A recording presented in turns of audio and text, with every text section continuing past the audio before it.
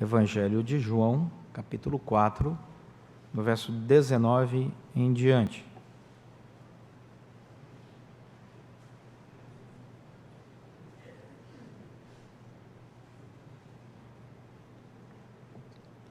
O texto diz assim: Senhor, disse-lhe a mulher, vejo que tu és profeta.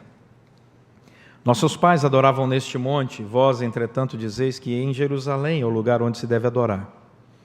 Disse-lhe Jesus, mulher, podes crer-me que a hora vem, quando nem neste monte, nem em Jerusalém, adorareis o Pai. Vós adorais o que não conheceis.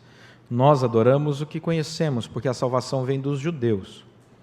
Mas vem a hora, e já chegou, em que os verdadeiros adoradores adorarão o Pai em espírito e em verdade, porque são estes que o Pai procura para seus adoradores. Deus é espírito, e importa que os seus adoradores o adorem em espírito e em verdade. Amém. Que o Espírito Santo fale aos nossos corações, esse texto tão bonito do Evangelho. Se tem uma coisa muito importante nos relacionamentos é o diálogo, é a capacidade de dialogar com o outro. E uma das dificuldades no diálogo é a relação de pergunta e resposta.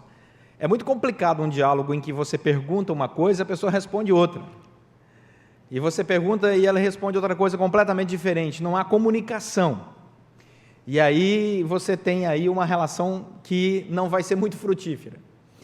Acontece que muitas vezes nós também perguntamos coisas para Deus e Deus responde de maneira diferente. E às vezes nós não entendemos a resposta de Deus. Seria muito mais simples uma resposta com um sim e um não.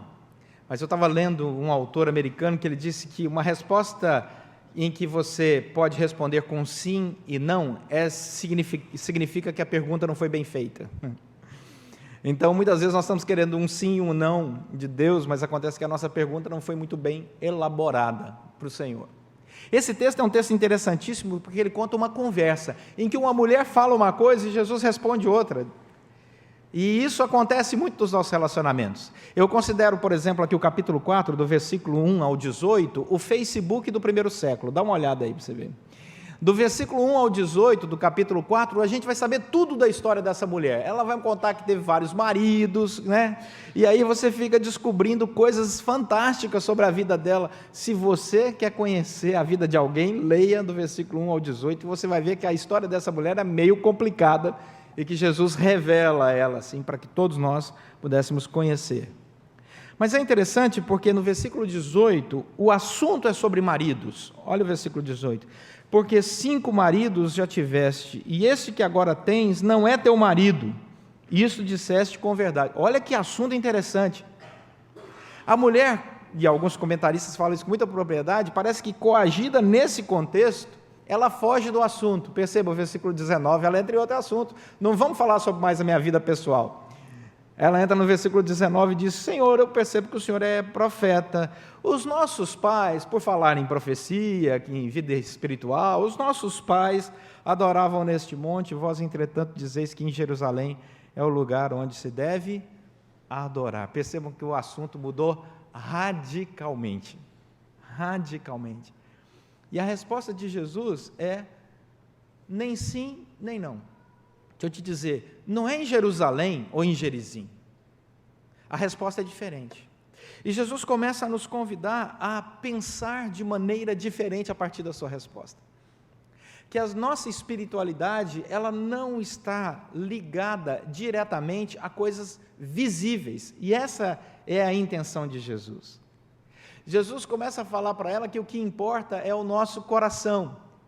Sem ela perceber, ele está ligando isso ao assunto anterior, que era a sua vida emocional, e está trazendo agora para o âmbito espiritual. Mas tudo tem a ver com aquilo que habita e pulsa o nosso coração. E ele vai dizer que é aí que a espiritualidade faz toda a diferença.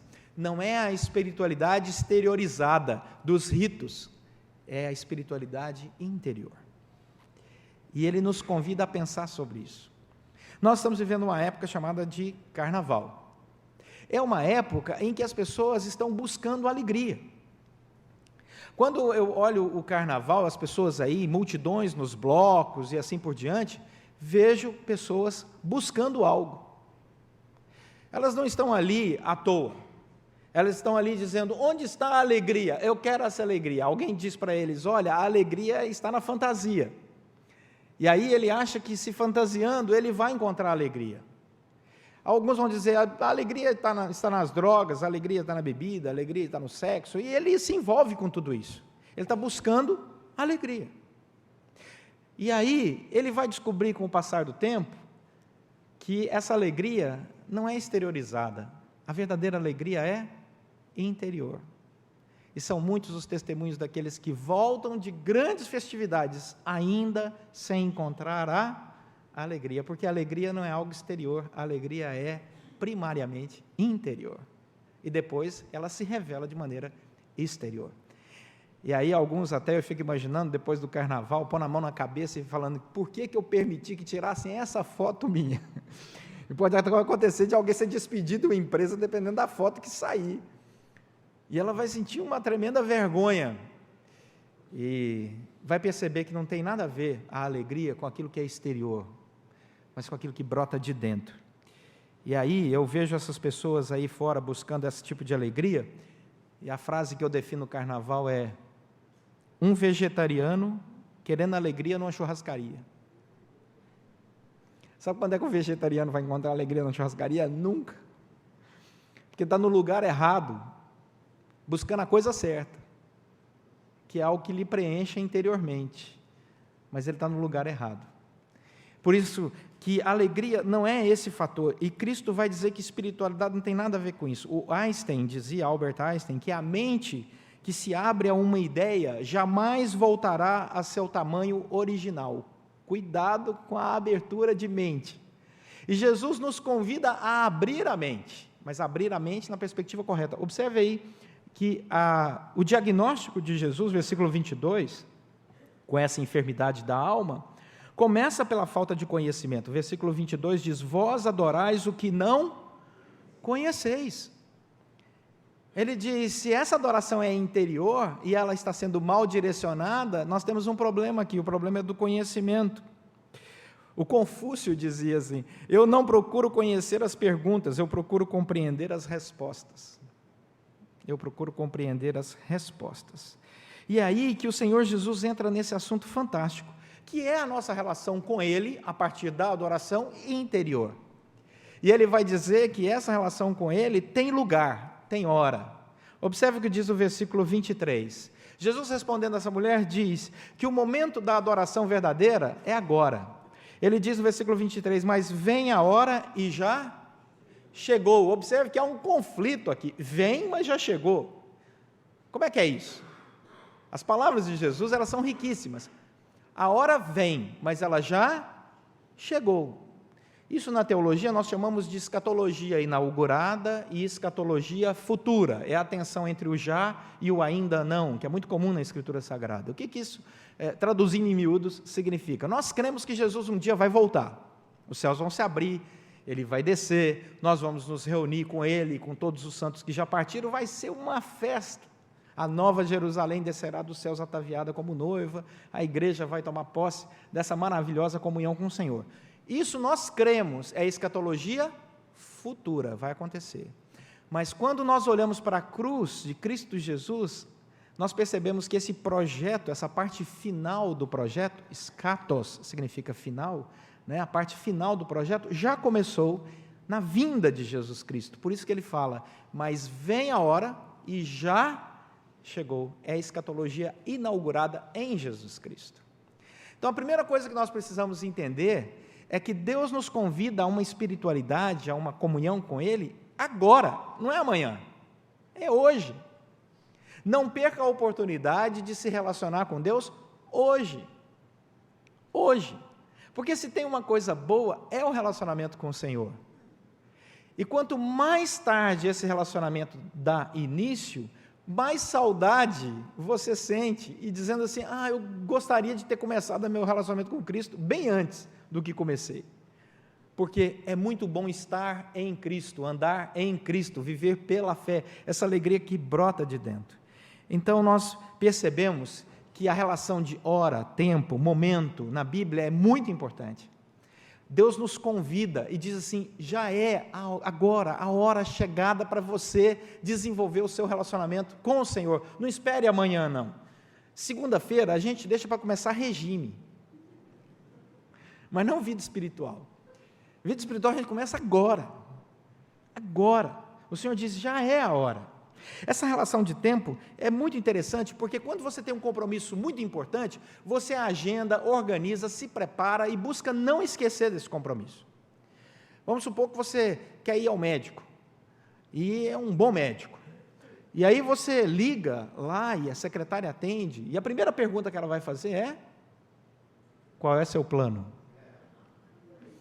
Bom, aí dependendo da resposta, você vai agendar, então, para determinado dia aquela consulta. E é interessante porque se você olhar bem e for bem honesto com a sua agenda, você vai deixar aquela tarde livre para você faz o cálculo de deslocamento, não, eu vou gastar 1 hora para chegar lá, então eu preciso sair daqui mais cedo. Você não perde esse compromisso, você não perde, porque ele é importante para você. Mas às vezes você está na rua, e andando aí pela rua, você encontra um amigo, e aí o amigo fala, e aí, tudo bem? Tudo bem? Ah, a gente precisa encontrar, passa lá em casa para tomar um café. 1 hora eu passo lá. Percebeu? 1 hora eu passo lá. Não é 1 hora importante para você, não é um compromisso que está agora agendado, marcado, que você tem dia, você vai sair 1 hora antes para chegar na casa do seu amigo. 1 hora é 1 hora. Essa hora não significa absolutamente nada naquela conversa. E eu, como goiano, confesso que foi o maior choque cultural que eu tive no Rio de Janeiro.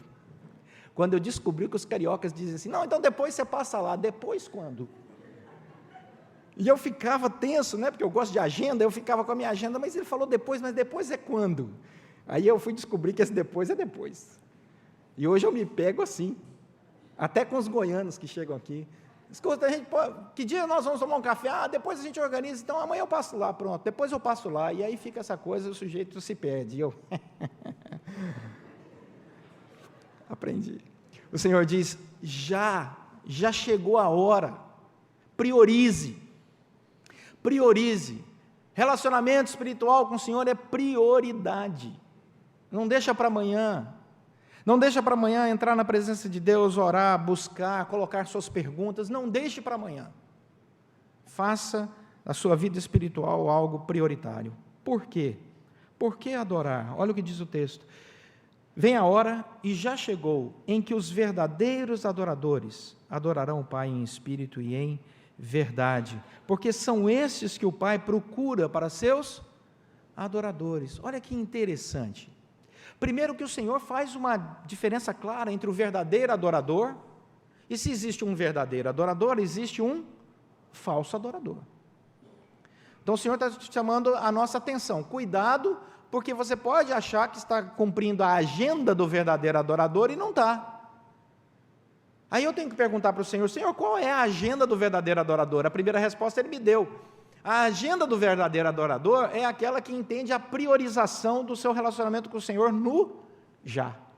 Deus tem a prioridade do meu tempo. Eu hoje vou buscar o Senhor, eu hoje vou falar com Deus, não vou deixar para amanhã. Essa é a primeira coisa importante. A segunda coisa é que eu entendo que Deus procura por mim. Olha o que diz no final do verso 23, o Pai procura para seus adoradores. A palavra procurar no grego, esse texto aqui foi escrito em grego, né, o Evangelho de João. É a palavra zetei, palavra procurar. Essa palavra zetei, ela é muito interessante no grego. Ela aparece lá em Mateus capítulo 13. Dê uma olhada na sua Bíblia, em Mateus capítulo 13, verso 45. O texto está dizendo para nós que Deus está nos procurando. O que significa isso? Deus nos procurando. Zetei, no grego. Mateus 13, 45 e 46. Diz assim, o reino dos céus é também semelhante a um que negocia e procura boas pérolas. Procura, zetei. E tendo achado uma pérola de grande valor, vende tudo o que possui e a compra. Jesus está dizendo que o reino dos céus é assim. Alguém que sai, zetei, procurando a pérola de grande valor. capítulo 18 de Mateus, algumas páginas adiante, verso 12. O texto fala sobre a parábola da ovelha perdida.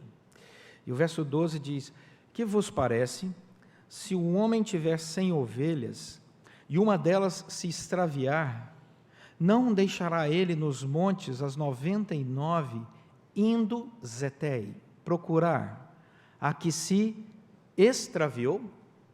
Volta lá para João, capítulo 4. O texto vai dizer que o pai procura esses adoradores. Só que a palavra zetei é uma palavra grega usada para alguém que sabe o que está procurando. Não é uma procura em que o indivíduo se lança para procurar algo que ele não sabe o que é. Não, a palavra zetei é algo muito específico. O pai sabe quem é que ele está procurando. Assim como aquele que queria encontrar a pérola, não estava querendo encontrar outra coisa que não fosse pérola. Aquele que sai para procurar a ovelha perdida não quer encontrar outra coisa senão a ovelha perdida. Deus procura verdadeiros adoradores. Ele sabe quem são os seus e Ele vai atrás dele, porque Ele nos amou antes da fundação do mundo. Deus tem interesse em se relacionar conosco. Por isso que a marca do verdadeiro adorador, a primeira delas, é a priorização do seu relacionamento com Deus. Porque quando eu entendo que Deus tem interesse em se relacionar comigo, eu começo a priorizar esse interesse relacional com Deus. Mas não de forma exteriorizada apenas, primordialmente na minha relação espiritual. Por quê? Porque João vai continuar dizendo que eu, como adorador, sei que Deus é, versículo 24, João 4, 24, que Deus é Espírito. E essa afirmação é uma afirmação muito importante. Eu sei quem é o Deus que eu estou me relacionando, que eu estou priorizando minha agenda para conversar com Ele, para adorá-lo, para ouvir as suas instruções, para seguir o seu caminho. Eu sei quem é esse Deus. Não é um Deus qualquer, não é um Deus falso, do falso adorador. É o Deus que vem sendo revelado pela história judaica no Antigo Testamento e se revela a todos nós agora a partir do Novo Testamento, usando todos povos, tribos e nações, para levar o Evangelho a todo lugar. Eu sei quem é esse Deus, e Ele é Espírito. Aí vem o F.F. Bruce, Calvino, Carson, vários comentaristas dizendo coisas muito interessantes sobre isso. F.F. Bruce, por exemplo, renomado professor de teologia, escreve que uma devoção sincera, de coração, em qualquer lugar e hora, é indispensável para quem quiser oferecer a Deus a adoração que Deus aceite. Quando é que eu sei que Deus aceita a minha adoração? Quando ela é sincera, ela não é maquiada. E a devoção sincera na Bíblia é aquela que é uma ligação espiritual, individual com o Senhor. Você quer saber quem você é espiritualmente? A resposta é simples. Quem você é no seu quarto sozinho, na sua relação com Deus. É isso que você é. Esse é o seu caráter cristão. Caráter cristão é quando você não tem ninguém olhando para você na sua relação com Deus. Isso é o que você é. Isso é o que você é. Porque ser espiritual, quando está todo mundo te vigiando, é uma coisa. Mas ser espiritual, quando você está sozinho, é outra completamente diferente. E essa é a devoção sincera, que F.F. Bruce chama, e diz que Deus está olhando e procurando adoradores desse jeito. João Calvino diz que Deus é espírito, e esta é uma afirmação extraída da própria natureza de Deus. Por isso que João vai dizer, Deus é espírito, essa é a natureza de Deus. E nós somos carne. Nós somos carne. A nossa natureza é carnal. E aí, muitas vezes, nós entendemos por que nós buscamos a festa da carne. Deu para entender? Que é a palavra? Porque essa é a nossa natureza, pecaminosa, caída, carnal. Mas Deus é espírito. E Ele nos chama a uma relação espiritual. E aí, Carson cita o paralelo de Isaías 31:3. O outro comentarista, D.A. Carson. Vamos lá, Isaías capítulo 31, verso 3.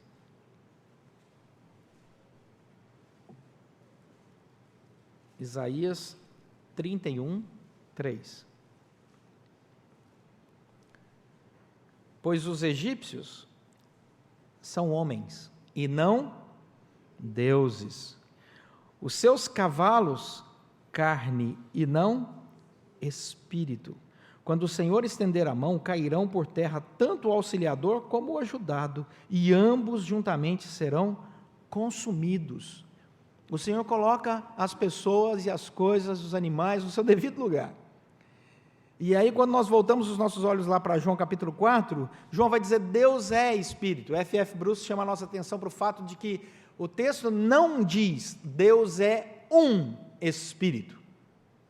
Porque se o texto dissesse que Deus é um Espírito, poderíamos ter outros. Mas o texto vai dizer Deus é Espírito. Então essa é a natureza de Deus, e Deus procura adoradores que o reconheçam assim. Ok, Senhor, mas eu estou reconhecendo o Senhor Espírito, e daí? E daí que quem reconhece que Deus é Espírito, reconhece que Deus não é visível aos nossos olhos, portanto, a doutrina da onipresença de Deus faz todo sentido. Da onipresença, onipotência, onisciência, agora eu entendo. Deus está conosco em qualquer lugar, em qualquer tempo, a qualquer hora. Deus é Espírito. Imagine se Deus fosse um objeto, eu teria que levar esse objeto para todo lugar. Seria uma espiritualidade muito triste, porque a carnalidade dessa espiritualidade não significa carnalidade no sentido do pecador, mas no fato de que ela precisa ter algo visível, feito. Agora, quando eu creio que Deus é Espírito, meu coração se tranquiliza, porque Deus está comigo em qualquer lugar. Quando eu creio que Deus é Espírito, Ele a tudo preenche, e isso traz paz ao meu coração. Eu sei que mesmo não podendo vê-lo, Ele está entre nós. Ele está comigo, se eu desço ao mais profundo abismo, ou se eu subo ao mais alto dos céus. Em todo lugar, Deus é Espírito, Ele está comigo. E o verdadeiro adorador entende essa presença de Deus em todo tempo, em todo lugar ao longo da sua vida, e isso lhe dá paz, alegria e verdadeira adoração. E o Pai ama adoradores que o reconhecem ao longo da jornada. Adoradores que não precisam de um dia específico, de uma hora específica para adorar. Não, só posso adorar a Deus tal dia, tal horário. Não, eu adoro a Deus de manhã, adoro a Deus no trânsito, eu adoro a Deus no ônibus, adoro a Deus no avião, adoro a Deus almoçando, adoro a Deus, eu agradeço, de repente eu me pego agradecendo a Deus assim. Isso é o adorador que entende essa presença do Senhor em todo lugar, em todo tempo. Por isso que a preocupação, se é em Jerusalém, ou se é no Monte Gerizim, onde é o lugar, o Senhor diz assim, você não está entendendo, vem a hora e já chegou, em que os verdadeiros adoradores adorarão ao Pai em espírito e em verdade, em qualquer lugar. Você pode adorar a Deus em qualquer lugar. Você pode estar numa festa muito ruim, muito barulhenta e adorar o Senhor. Eu já fui em festas horrorosas. Já estive em cada encrenca que vocês não têm ideia. Vida de pastor passa por... né? Eu estava lá, aquele barulhão, e eu falava assim, obrigado, Senhor, muito obrigado, louvado, Senhor, que eu tenho ouvidos para ouvir, obrigado, Senhor, muito obrigado, porque o Senhor me deu bom gosto para não gostar desse tipo de música, obrigado, Senhor, muito obrigado, né? Muito obrigado. Então, você tem que adorar o Senhor em qualquer lugar. A pessoa te fecha no trânsito, você fala, obrigado, Senhor, porque eu não nasci barbeiro como esse indivíduo aí da frente. Você adora o Senhor, você agradece a Deus em todo tempo, em todo lugar. Aproveite esses momentos. E eu vou dizer, apesar dessa alegria do momento, e é isso que Deus gosta mesmo, né? Porque Deus é muito bem-humorado, Deus é bem-humorado. Aquele castigo da Torre de Babel, para mim, é fantástico. Um russo pedindo para um japonês um martelo, já pensou? Né? Quando nós olhamos essa relação espiritual com Deus, isso nos traz leveza de alma. Eu não estou preso a um lugar, não estou preso a um objeto, eu sinto a presença de Deus em todo o tempo. Isso é o verdadeiro adorador, e ele procura isso.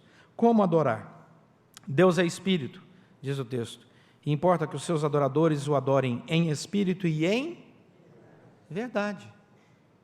Tem uma outra característica aí, O equívoco da falsa adoração foi dito pelo Senhor aqui no contexto, quando ele disse que as pessoas adoravam sem conhecer, e que o verdadeiro adorador conhece. Jesus falou: conhecereis a verdade vos libertará. Fé está diretamente ligada a conhecimento. Crer também é pensar, dizia o Dr. John Stott. Crer também é pensar. Eu creio porque eu sou um ser que raciocina, eu penso. E o meu pensamento caminha na maneira correta porque a graça de Deus iluminou o meu pensamento. Isaías capítulo 29. Isaías, vamos lá, capítulo 29. Um texto diz, Isaías 29, 13, que quando alguém adora o Senhor em espírito e em verdade, a sua adoração, ela é mais profunda do que a exteriorizada. Isaías 29, 13. O Senhor disse, olha quem está dizendo é Deus: visto que este povo se aproxima de mim e com a sua boca e com os seus lábios me honra, mas o seu coração está longe de mim, e o seu temor para comigo consiste só em mandamento de homens que maquinalmente aprendeu, como uma máquina, repetindo um modelo falido de espiritualidade. Então o Senhor está dizendo que existe a possibilidade de alguém falar coisas bonitas sobre adoração, mas o seu coração está longe de Deus. O falso adorador é esse. Os seus lábios falam, ele acredita no que fala, mas ele não crê no Deus Salvador. Como é que é isso? Tiago vai explicar isso lá em Tiago, capítulo 2, verso 17 a 18. Vamos lá para Tiago. Tiago.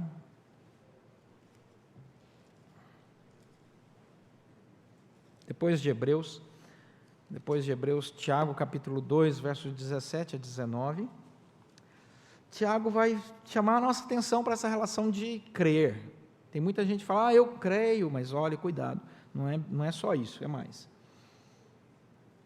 Tiago 2, de 17 a 19, assim também a fé, se não tiver obras, por si só está morta. Você crê, mas tem que fazer. Versículo 18, mas alguém dirá, tu tens fé, e eu tenho obras.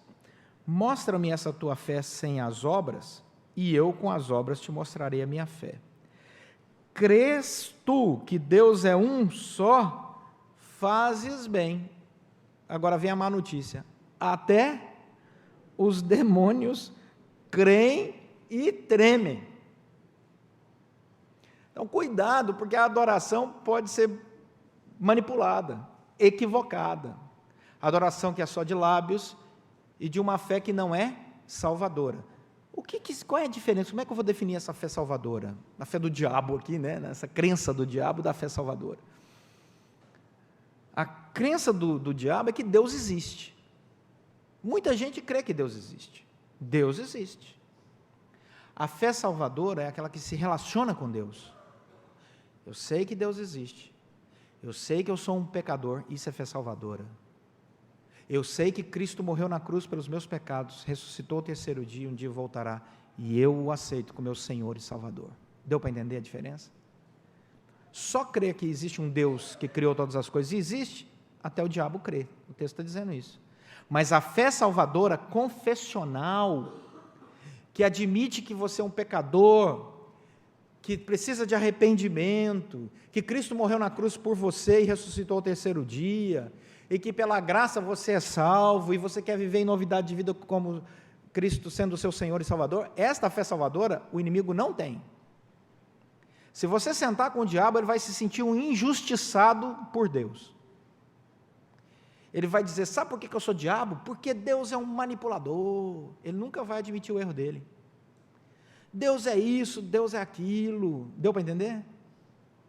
Essa é a característica do rebelde espiritual. E o diabo é o ser da rebeldia.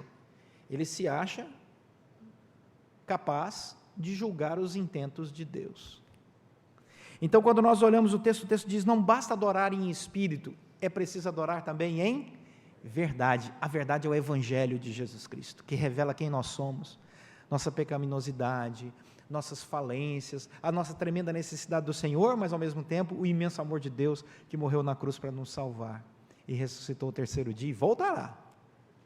Vai voltar, e vai ser bom demais.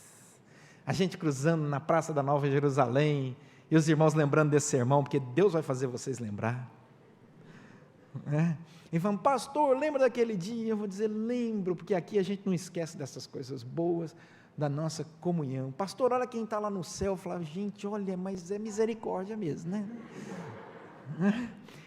Então, quando nós olhamos para esse Evangelho que liberta, nós percebemos que isto é a alegria verdadeira, e Cristo é o nosso foco.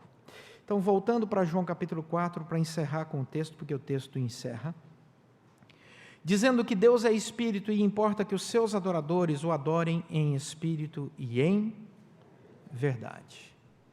Daí a pergunta que não quer calar é, tá bom, pastor Leonardo, o senhor falou, o almoço já está chegando, mas o que é que eu levo para casa? Cristo nos chamou para vivermos uma verdadeira espiritualidade. Cristo não nos chamou para sermos juízes de outras pessoas, mas para vivermos uma relação pessoal com Ele. Nós estamos num período muito complicado, é verdade, mas Deus não nos chamou para sermos juízes das pessoas que estão buscando alegria aí fora e ainda não encontraram ao Senhor Jesus como alegria verdadeira. Deus nos chamou para levar o Evangelho a todos aqueles que estão perdidos. E essa é a nossa missão.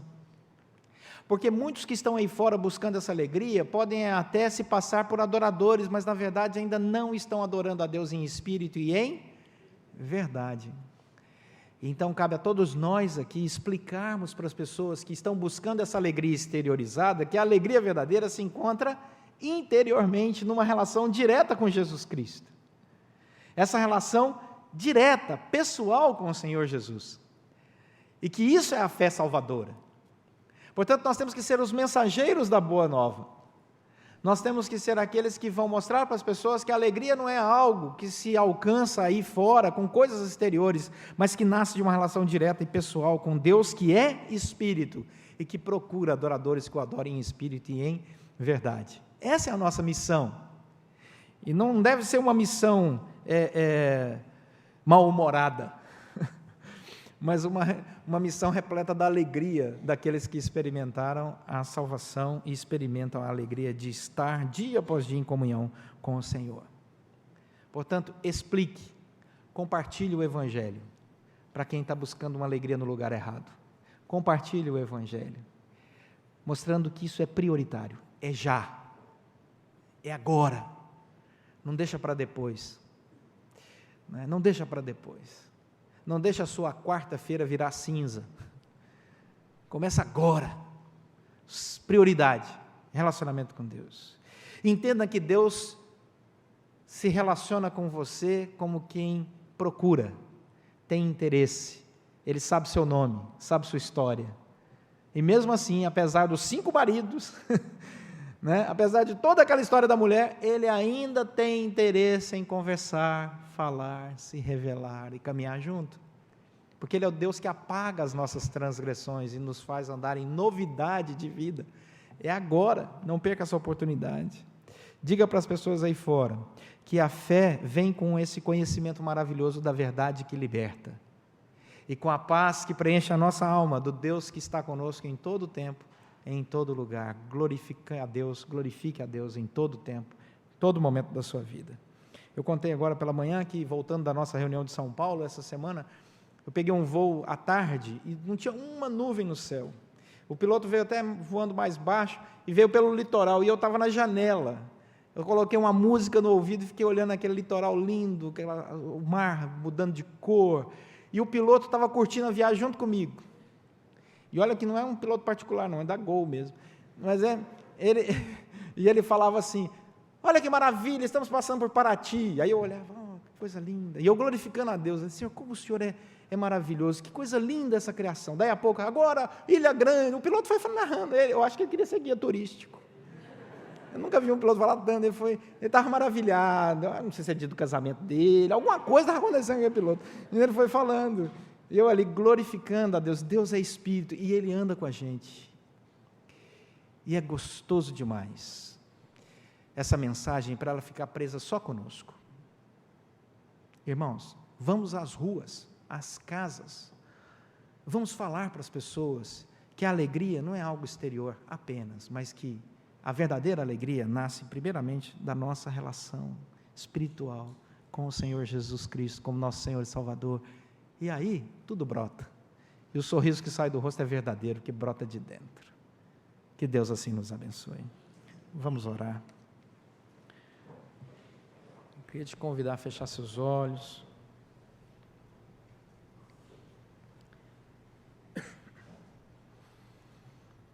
E fazer uma oração de intercessão aí no seu banco.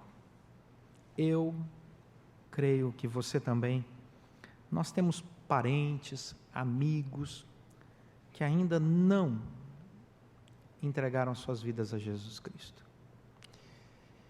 Alguns, quem sabe, até vão se lançar aí fora, buscando essa alegria que não encontrarão, a não ser em Cristo Jesus.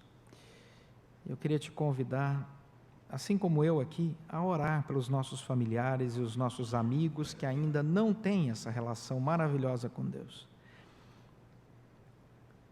Coloque essas pessoas aí diante do Senhor e peça que Deus te dê a graça de ser um instrumento usado por Deus, para que pela obra do Espírito Santo eles possam experimentar essa alegria gostosa, verdadeira e única, que vem de dentro da fé salvadora em Cristo Jesus.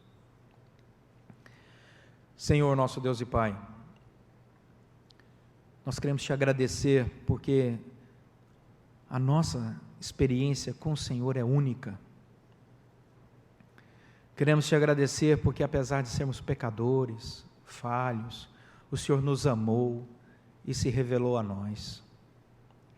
E não foi a nossa capacidade de conhecer, raciocinar, que nos fez curvar ante a cruz de Cristo Jesus como nosso Senhor e Salvador, mas foi o encontro da Tua graça com o nosso coração. Por isso, Senhor, nós entendemos e aqui confessamos que não somos melhores do que ninguém, nem o mais perdido dos homens. Mas queremos te agradecer porque o Senhor nos salvou. Mas queremos te pedir também, Senhor, que o Senhor nos ajude a produzirmos boas obras, a sermos instrumentos dessa mensagem em todo lugar, nos nossos relacionamentos. Deus, coloca palavras sábias que possam ajudar pessoas a encontrar o Senhor nos nossos lábios, nos dê sabedoria, no nosso falar, no nosso agir, Senhor, até mesmo no nosso pensar.